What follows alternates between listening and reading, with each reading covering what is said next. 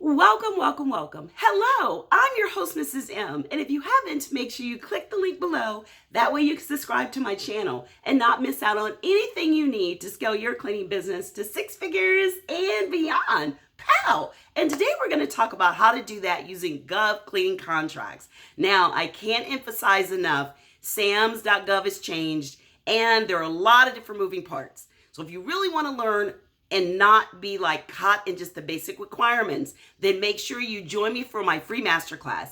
I'm going to go over what you need to do to register for the new SAMs, and that way you know everything you need to actually make this work. So if you're interested, make sure you click the link, register for the free masterclass, bring pen and paper because I'm going to go over three main areas.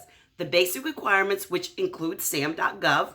I'm going to show you how to market to those government buyers and how to find bids that you can actually look at having contracts on. So if this sounds like it'll work for you, it'll definitely work for me. I'd love to see you there. Bring pen, paper, and bring the attitude to implement what you learn. Don't just write it down, but make it happen.